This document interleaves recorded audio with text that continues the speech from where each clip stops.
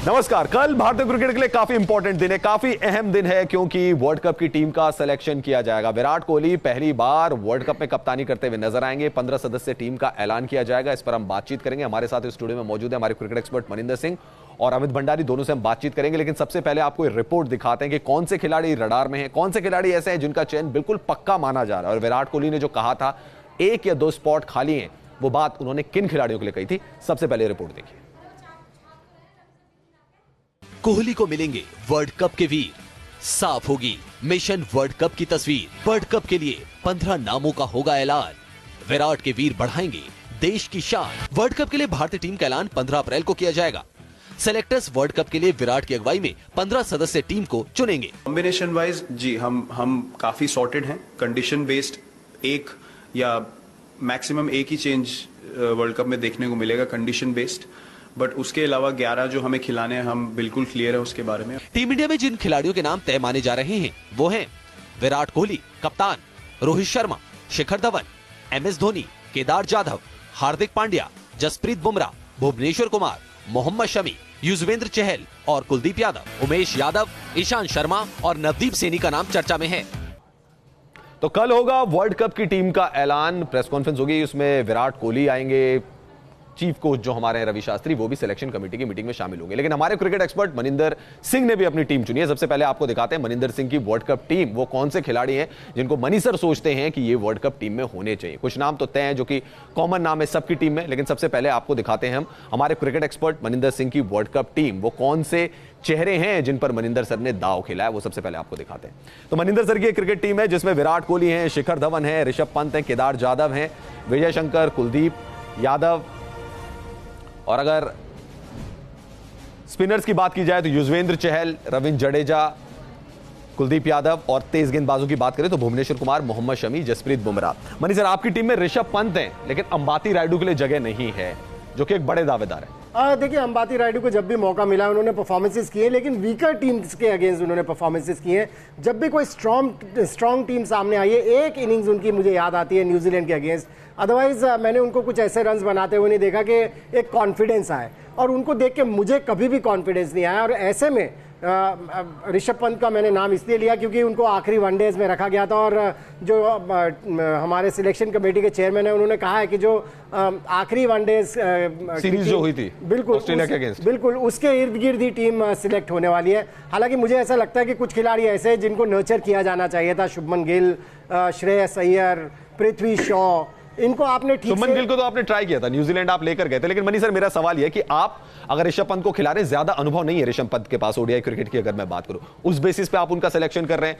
अगर मैं बात करूं सीजन 12 की, तो एक पारी अच्छी खेली, एक पारी अभी हाल ही में अच्छी खेली, ज्यादा अच्छा नहीं रहा। अंबाती रायडू को आप 2015 वर्ल्ड कप में भी ले गए थे, तो आप एक्सपीरियंस के ऊपर ऋषभ पंत को तरजीह दे रहे हैं, एनर्जी को तरजीह दे रहे हैं? देखिए, मुझे लगता है कि गेम चेंजर है ऋषभ पंत की अगर आप बात करें, इसलिए मेरा ध्यान उनके ऊपर जाता है। और मुझे ऐसा लग रहा है कि कैप्टन और कोच को भी वो पसंद आते हैं। बेसिकली ये टीम जो मैंने सिलेक्ट की है, ये मैंने वो टीम सिलेक्ट की है जो मुझे लगता है होने वाली है, जो विराट कोहली और रवि शास्त्री की टीम होने वाली है। बिल्कुल, क्योंकि मेरी पसंदीदा टीम में मैं जो खिलाड़ियों के नाम ले रहा था जिनको आपने नर्चर ही नहीं किया, उसमें मयंक अग्रवाल भी हैं, उसमें सैनी को भी मैं देख रहा था जिस तरह से वो बॉलिंग कर रहे हैं और जिस तरह से उनका फर्स्ट क्लास क्रिकेट का रिकॉर्ड रहा है पिछले 1-2 साल में।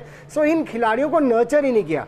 सो ये टीम मेरे हिसाब से वो है जो मुझे लग रहा है बनेगी वर्ल्ड कप के लिए। आपकी टीम में दिनेश कार्तिक भी नजर नहीं आ रहे मनी सर? देखिए, फिर वही बात आ जाती है कि आपको दिनेश कार्तिक और अंबाती रायडू और रिजर्व विकेट कीपर के तौर पर, रिजर्व विकेट कीपर के तौर पर, रिजर्व विकेट कीपर जनरली होता नहीं है, लेकिन इस समय आपके पास ऐसे 2 विकेट कीपर हैं जिनका आप नाम ले रहे हैं, दिनेश कार्तिक और ऋषभ पंत, जो कि ऋषभ पंत इंटरनेशनल क्रिकेट में, टेस्ट मैच क्रिकेट में इंग्लैंड में भी शतक लगा चुके हैं, ऑस्ट्रेलिया में भी शतक लगा चुके हैं। वो एक ऐसे खिलाड़ी हैं, मुझे लगता है अगर कैप्टन और कोच उनको संभाल के रखें तो आपको गेम्स चेंज करके दे सकते हैं। क्योंकि थोड़ा सा उन्होंने अपना जो दावा है वीक किया है, जिस तरह की शॉट्स खेल के वो आउट हुए हैं आईपीएल में। आईपीएल हालांकि पैमाना नहीं है सिलेक्शन का, लेकिन वो एक ऐसे खिलाड़ी हैं, अगर उनको संभाल के रखा जाए तो मुझे लगता है एक तो एंटरटेनर है, दूसरा वो गेम चेंजर है, और शायद इसीलिए मैंने उनको अपनी टीम में डाला। चलिए अब दिखाते हैं आपको हमारे दूसरे क्रिकेट एक्सपर्ट अमित भंडारी, उन्होंने वर्ल्ड कप के लिए क्या टीम चुनी है। भारत के पूर्व तेज गेंदबाज हैं अमित भंडारी, और उनकी टीम हम आपको दिखाते हैं। कौन से वो 15 नाम है जिनको सोचते हैं अमित भंडारी कि ये भारतीय टीम में होने चाहिए, ये वर्ल्ड कप में भारतीय टीम की अगुवाई करना चाहिए। इन नामों को वो आपको दिखाते हैं। ऑलमोस्ट मनिंदर सर से टीम सिमिलर है, लेकिन यहां पर एक बड़ा चेंज आपको नजर आएगा। अमित भंडारी की टीम आपको दिखाते हैं। तो ये हमारे क्रिकेट एक्सपर्ट अमित भंडारी की टीम, और यहां पर टीम ऑलमोस्ट सेम है जो कि हमारे दूसरे क्रिकेट एक्सपर्ट मनिंदर सिंह ने चुनी थी, लेकिन अंबाती रायडू नजर आ रहे हैं ऋषभ पंत की जगह। अब अमित भाई, मेरा सवाल यही है कि ऋषभ पंत को चुना है मनिंदर सर ने, आपने चुना है अंबाती रायडू को, इसके पीछे क्या बड़ी वजह? वजह कुछ नहीं है, पर अगर आप बैलेंस की बात करो तो बैलेंस, क्योंकि पहले क्या था कि के राहुल कहीं भी पिक्चर में नजर नहीं आ रहे थे, जिस तरह से उनकी कंट्रोवर्सीज हुई थी न्यूजीलैंड और ऑस्ट्रेलिया दोस्त ने वापस बुलाया, पर जिस तरह से उन्होंने परफॉर्मेंस की तो उन्होंने अपने आप को एक बैक किया वापस टीम में आने का। तो यहाँ पर पहले जो लड़ाई चली थी दिनेश कार्तिक ऋषभ पंत की, तो मुझे दोनों विकेट को इसलिए जगह नहीं देखते क्योंकि लोकेश राहुल भी कीपिंग कर सकते हैं, अभी तो कर ही रहे हैं, सीजन कर ही रहे हैं, तो इसलिए मुझे बैकअप में वो अच्छा प्ले नजर आता। तो रायडू ये था कि आपने उन्हें पूरे 2 साल से देख रहे हैं टीम में, वनडे टीम के साथ। अगर आपने किसी और प्लेयर को देखना था जी, आप ऋषभ पंत को आप इंग्लैंड दौर से देखे जहां उन्होंने शतक लगाया, उसके बाद आपने लास्ट इंडिया में आके उन्हें वनडे क्रिकेट खिलाई है। बीच में आपने न्यूजीलैंड दौरा किया, आपने ऑस्ट्रेलिया को, वहां पर आपने पिक नहीं किया उनको, वहां पिक नहीं किया, राइट। तो कहीं ना कहीं आपके स्कीम ऑफ थिंग्स में कहीं भी वनडे में नजर नहीं आए।